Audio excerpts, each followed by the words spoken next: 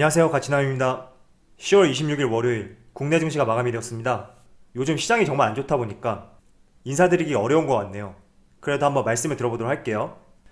오늘 코스피는 약 0.72% 하락을 했고 코스닥은 무려 3.7%의 큰 하락이 나왔습니다.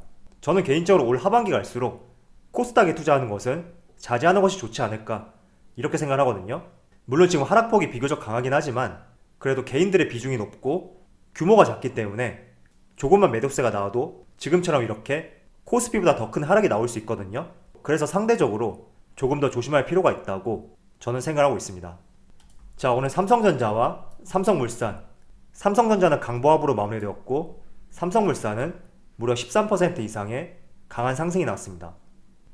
그리고 삼성생명, 이 종목도 마찬가지로 약 4%의 좋은 흐름이 나왔고 현대차, 오늘 실적 발표를 했죠. 실적 발표 공시가 있고 나서 주가가 갑자기 상승을 하면서 오늘 약 2.7%의 좋은 흐름으로 마무리했다고 말씀을 드릴게요. 자, 그럼 바로 수급을 한번 살펴볼게요. 자, 오늘 코스피의 수급을 살펴보면 개인하고 외국인 모두 순매도를 보여주었고 기관이 지금 6거래일 연속 순매수를 보여주고 있죠. 확실히 누적 순매수를 확인해보면 개인들의 매도세가 상대적으로 크다는 것을 알 수가 있습니다. 자, 이어서 삼성전자, 오늘 삼성전자 같은 경우에 외국인과 기관에 양매수가 들어왔고요. 그리고 오늘 상승폭이 컸던 삼성물산, 삼성물산은 상대적으로 기관 쪽에서만 강한 순매수가 유입이 되었습니다. 반대로 삼성생명 같은 경우에는 기관과 외국인 모두 양매도를 보여주었네요. 사실 오늘 삼성그룹주가 아니었다면 코스피 지수는 더 큰 하락이 나왔을 거라고 저는 생각이 들거든요.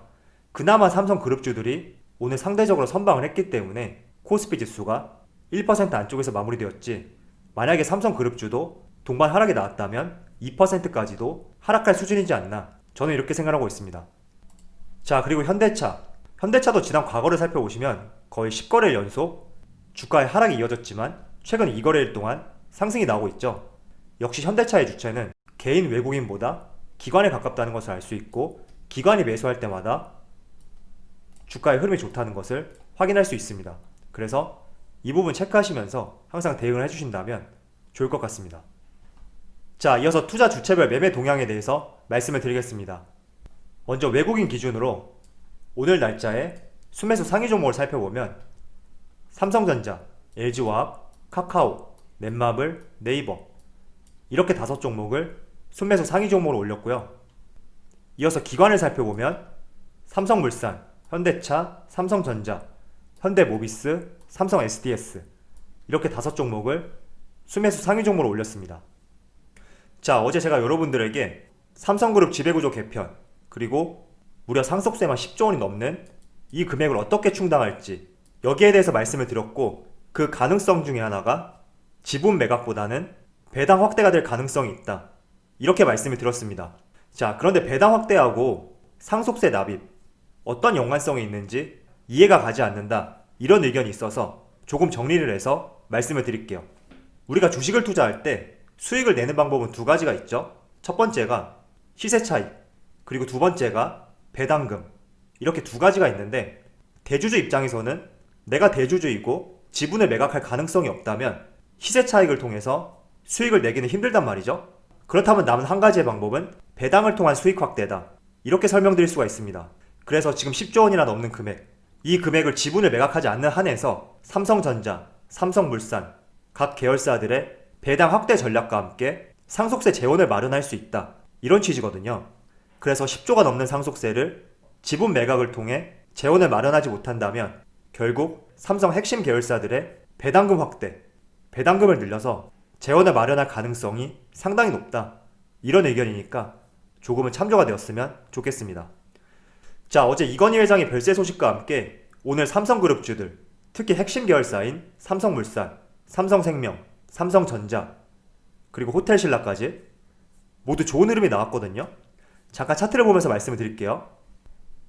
자, 지금 보시는 종목은 삼성물산 우선주예요. 지금 보시는 것처럼 오늘 상한가를 갔죠. 그리고 지금 보시는 종목은 호텔신라 우선주, 이 종목도 오늘 상한가로 갔습니다. 자, 그리고 지금 보시는 종목은 삼성물산 보통주거든요. 현재 제가 촬영하는 시점이 장 종료 약 1시간 전인데 현재 주가가 약 16% 상승을 보이고 있습니다. 자, 그런데 오늘 차트를 한번 보시면 거의 16% 상당히 큰 갭상승으로 출발하였습니다.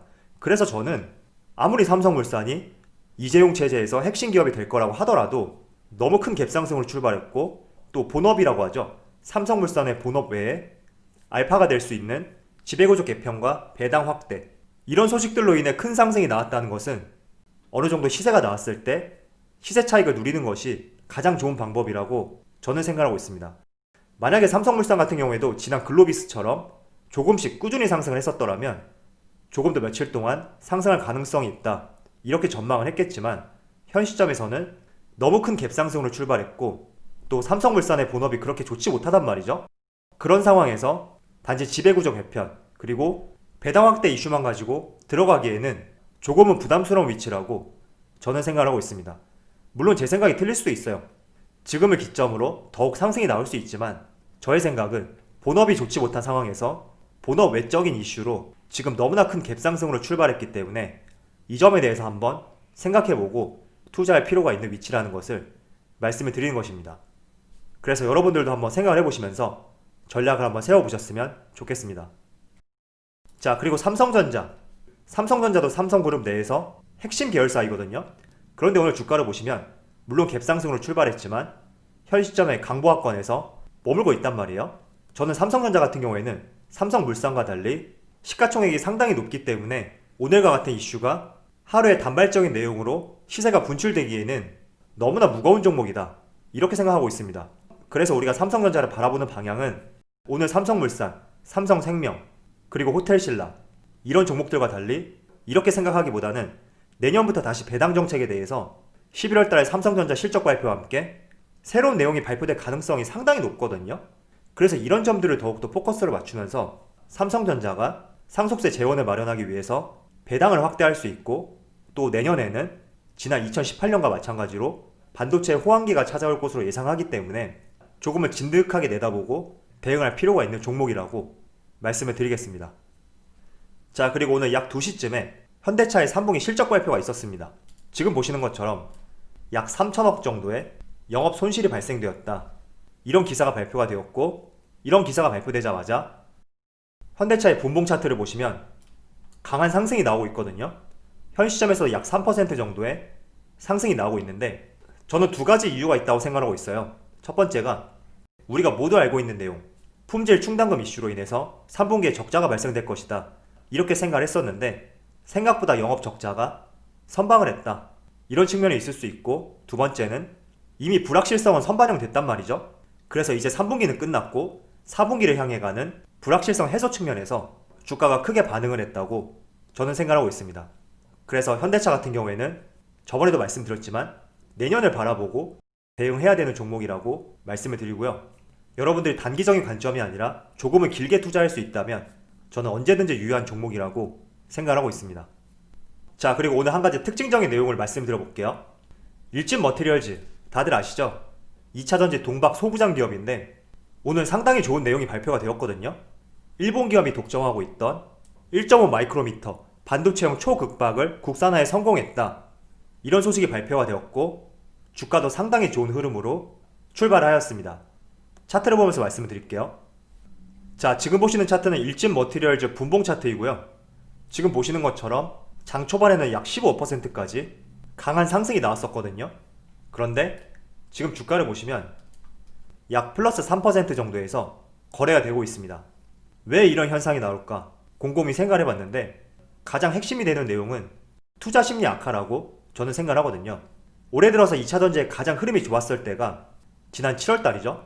그 당시만 하더라도 이런 내용이 발표되었고 장 초반에 15% 정도의 큰 상승이 나오고 있었다면 아마 상한가로 갔을 거예요. 그렇지만 지금 일봉 차트를 확인해 보시면 8월 초에 고점 대비 지속적으로 하락이 나오고 있거든요. 물론 일진머티리얼즈 뿐만 아니라 대주전자재료, 에코프로비엠, 첨보 모든 종목이 마찬가지입니다. 그렇다 보니 오늘 좋은 내용이 발표되었고 장 초반에 15% 이상의 큰 상승이 나오면서 많은 투자 주체가 매도세를 보였을 가능성이 높다고 저는 생각하고 있습니다. 결국 오늘 발표된 일진머티리얼즈의 좋은 호재성 내용, 이 내용이 그렇게 좋은 내용은 아니다, 이런 측면에서 하락한 것이 아니라 오늘 코스피와 코스닥 흐름을 살펴보시면 삼성그룹주를 제외하고 전반적으로 흐름이 상당히 안 좋거든요. 이런 부분이 결국 우리가 주식을 투자할 때 투자 심리가 위축되었기 때문에 나오는 현상이라고 생각하고 있고, 결국에는 투자 심리가 개선이 돼야지 전반적인 업종과 산업들에 대해서 반등이 나올 수 있다고 저는 이렇게 생각하고 있습니다. 자, 투자 심리 위축에는 크게 두 가지 내용이 있죠. 첫 번째가 다음 주 정말 일주일밖에 안 남은 미국 대선, 그리고 두 번째는 대주주 양도세 조건 강화. 자, 여기 보시면 지난주 금요일에 홍남기 경제부총리가 대주주 3억 조건에 대해서 그대로 유지하고 대신 가족 합산 제도에 대해서 개별로 수정안을 유지하겠다, 이런 발표가 있었고, 이러한 부분이 전반적으로 우리나라 시장에 투자를 보수적으로 하게 되는 결정적인 역할을 하지 않았나, 이렇게 생각하고 있습니다. 그래서 현 시점에서는 대주주 양도세 조건 강화 이 내용에 대해서 수정안이 나오지 않는다면 올 연말까지는 상승과 하락을 반복하는 변동성이 심한 시장이 될 수 있다, 이 점을 늘 생각하시면서 여러분들이 대응을 해주셨으면 좋겠습니다. 그럼 오늘 영상에서 마치도록 하고요. 언제나 여러분의 성공 투자를 기원하도록 하겠습니다. 감사합니다.